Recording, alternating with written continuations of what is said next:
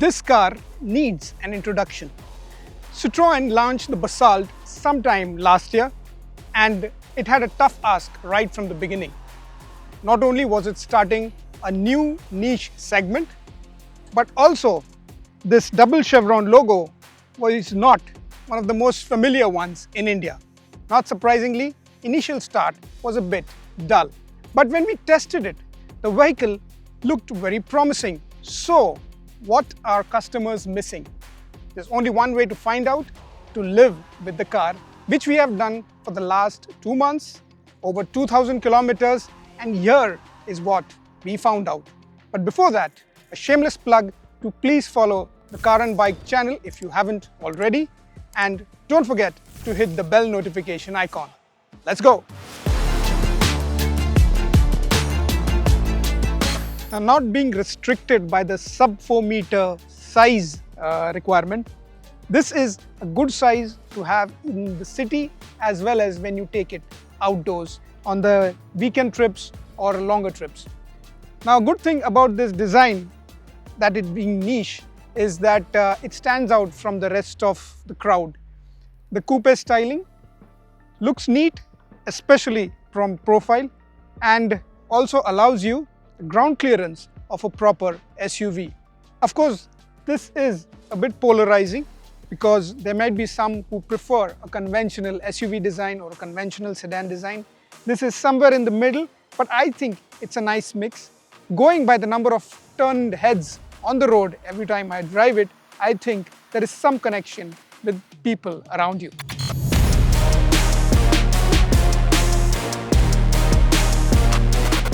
As an everyday driver, the Basalt has a lot of advantages.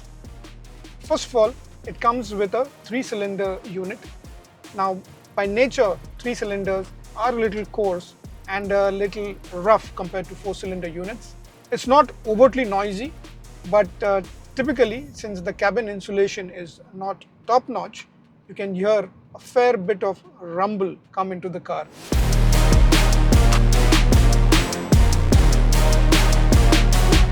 If you're cruising at say around 60 or 70 kilometers per hour and the road is well surfaced, then there's not much in terms of noise. But otherwise, if you push the car and you're driving really fast, then it does create enough noise in the cabin to make it a little stressful after a while. But dynamically, this car is beautiful, and hands down to the Citroen engineers for this. The Basalt feels absolutely pliant on most surfaces. The steering weighs up well. It's not too big, it's a smallish steering wheel, and that really adds and builds your confidence, especially as the speeds build up. At high speeds, it's an absolute delight to drive. The suspension is pretty supple, and dynamically, this vehicle is quite well balanced.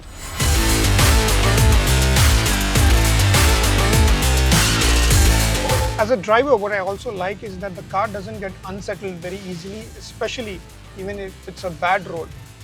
The car stays pliant, and while you can feel the road undulations, it doesn't really upset the car and it stays planted.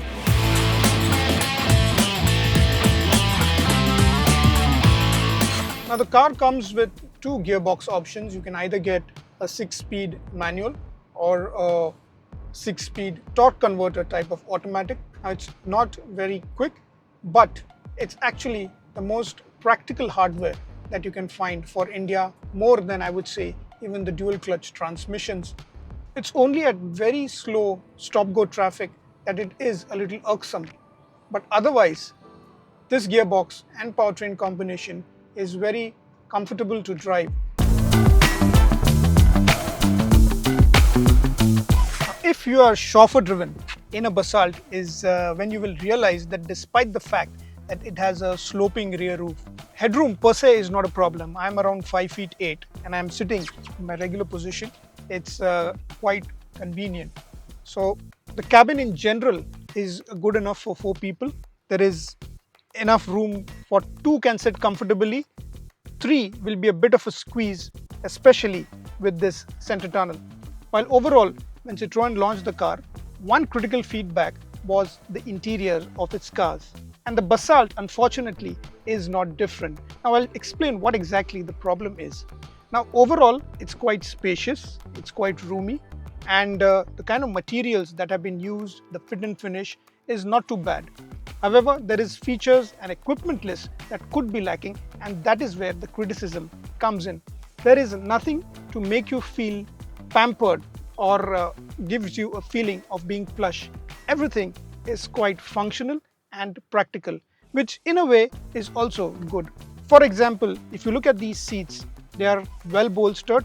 The cushioning is a bit hard, which means that in the long run, it will be better to have seats like these. They've given adjustable headrests for all the 4 passengers, and the seat angle is quite convenient, especially at the rear, so that longer runs is not a problem.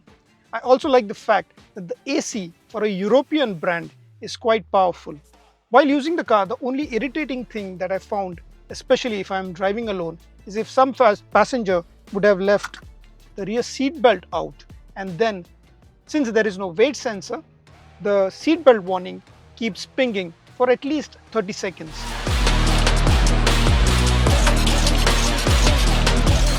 From the driver's point of view also, visibility is great, and I like the combination of a not so big infotainment screen and a small instrument cluster, although that's reasonably informative, and it is easy to use once you get the hang of these buttons. The touchscreen's interface is meant to be simple, it's clear, and it is easy to use.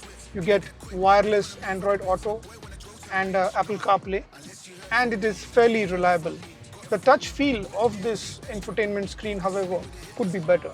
Now this is the top variant, so one advantage is that it comes with all the bells and whistles that Citroen has to offer. If you're being in the car for a long time, then you get armrest both at the front as well as at the rear if you're chauffeur driven, and it makes for a very comfortable driving position. If I'm missing something, then it's probably power controls for the seats, but frankly, that's not a deal breaker for me here. Are there any features that I've missed? Definitely. On an automatic, I miss a cruise control switch, which is especially handy if you're driving on a road that mandates a speed limit, just easier to control with a cruise control switch. The car comes with its own inbuilt music system, which is just about average, nothing benchmark compared to its other rivals.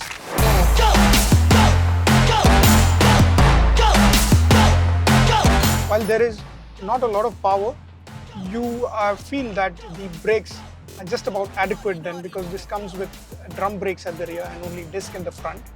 Now this car is not too heavy as well, so it seems adequate. The bite could be a bit more progressive because it tends to be a little abrupt, but something that you need to get used to as you keep driving the car.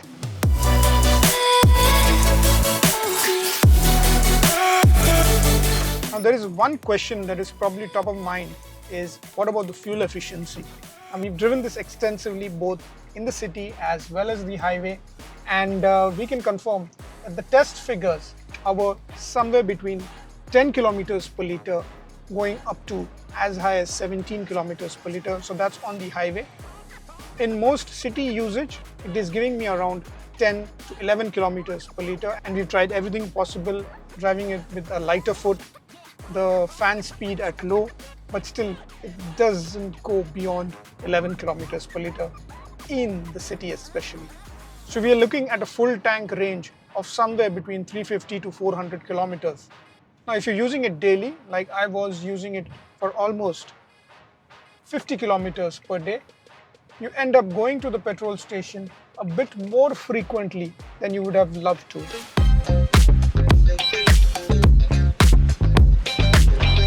To sum it up, the Basalt has been a very practical choice for the last 2 months that I have been using it. Now it's neither a sedan nor an SUV, it's somewhere in the middle, but that doesn't diminish its practicality angle.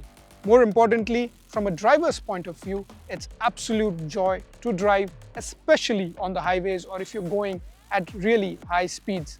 The car is dynamically so capable. The only point that probably is missing that you experience while driving or even sitting in the car is that it lacks a bit of finesse. You probably need more cabin insulation, more refinement, and maybe a bit more features. Now we've heard that Citroen would also be working on the interiors and some of the feature list of the Basalt, just like it updated the exteriors of the C3 Aircross, now only Aircross, and the C3 hatchback. Now that won't be a surprise and should add more attraction to the Basalt as well.